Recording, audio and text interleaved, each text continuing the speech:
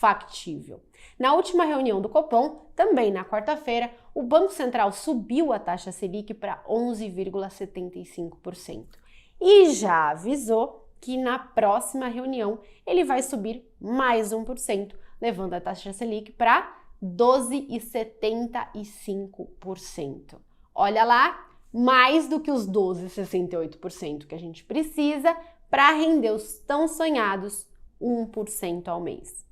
A gente passou no Brasil recentemente uma época de crise com a pandemia e com isso o Banco Central tinha jogado a taxa Selic para apenas 2% ao ano, uma taxa muito baixa e que fez com que muitos investidores tivessem que ir para a bolsa para ter retornos maiores, se assim eles quisessem.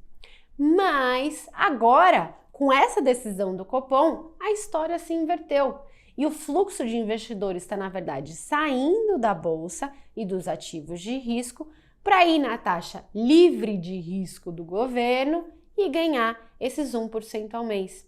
Marília, por que o governo é livre de risco? Esse conceito de livre de risco é um conceito teórico e ele quer dizer o ativo mais seguro de uma economia. Então, se eu invisto num título do governo, eu estou no ativo mais seguro da economia. Para eu aceitar tomar risco e investir em outras coisas, eu tenho que ganhar mais do que o governo paga. Então agora, para eu aceitar investir em ações e correr o risco delas caírem, por exemplo, eu tenho que imaginar que elas vão render muito mais do que os 12,75 que rendem o governo. Ou seja, você precisa estimar um retorno de 20, 25%, né? Para valer a pena aí o risco que você está tomando. Então, na situação atual, você não precisa ir para a bolsa para ter um retorno tão grande como 1% ao mês. Marília, e essa taxa veio para ficar mesmo? Vai continuar? Olha, nos últimos anos, o que a gente tem visto no Brasil é uma aceleração muito forte da inflação. No ano passado, a inflação subiu para mais de 10%. E essa inflação permanece ainda em patamares muito altos. Não por outro motivo, o Banco Central vem subindo a taxa Selic. Inclusive, pode ser que ele tenha que subir a taxa Selic para cima desses 12,75, dando até mais do que 1% ao mês. Isso tudo vai depender do comportamento da inflação. A inflação está muito difícil de ser controlada. Quando a gente olha o dado cheio, a inflação está acima de 10%. E quando a gente olha os núcleos de inflação, que tiram os itens mais voláteis, tendem a ver o comportamento mesmo do fundamento da inflação, esses índices também estão muito altos e não estão dando sinais nenhum de desaceleração. Além disso, com o risco geopolítico que a gente tem com a guerra da Ucrânia e da Rússia, os preços das commodities subiram bastante e podem prejudicar ainda mais uma inflação que já é ruim. A inflação não está acontecendo só no Brasil, mas em todo o resto do mundo, em preços, por exemplo, como os de energia, que acabam contaminando toda a cadeia produtiva de um país. Ou seja, a situação inflacionária no Brasil e no mundo é complicada, o que faz eu pensar que sim, essas taxas de juros mais altas vieram para ficar. Não é mais o cenário que a gente vai ver de uma Selic a 2%. Então tem gente correndo para se travar essas taxas de juros mais altas, imaginando que elas podem cair muito depois, mas eu acho que nesse não é o cenário que vai acontecer. Para os próximos anos, a gente vai sim ver uma Selic a níveis mais altos.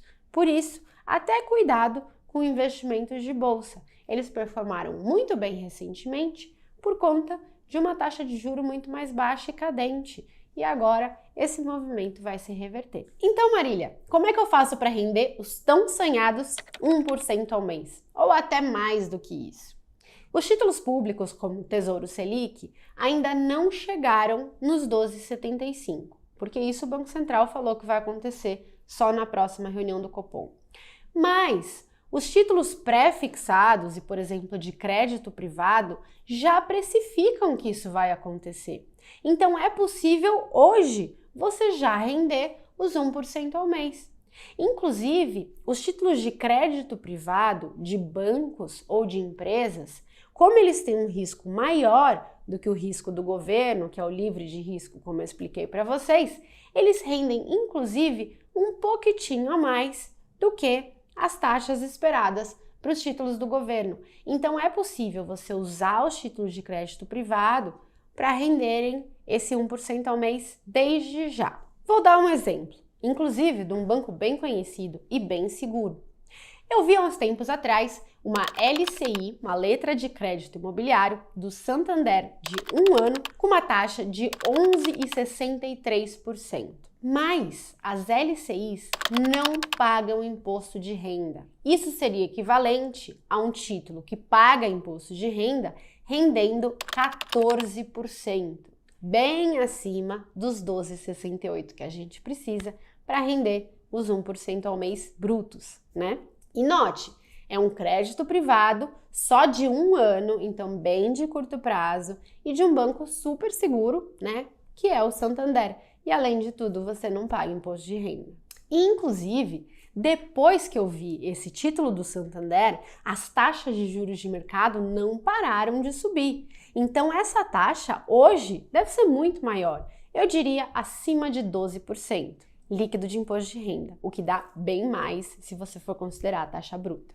Outra forma de você render os 1% ao mês é através, por exemplo, de fundos imobiliários. Os fundos imobiliários são cotados em bolsas e tem gestores desses fundos que compram carteiras de CRIs. Carteiras de CRIs são títulos de renda fixa com lastros em investimentos imobiliários que replicam um título de renda fixa. Então você combina que você vai receber um valor com uma determinada taxa de juros. Enfim, esses gestores compram esses títulos, fazem gestão, olham o risco, aí eles fazem uma carteira diversificada, né, para reduzir aí o seu risco e dão esses retornos periódicos.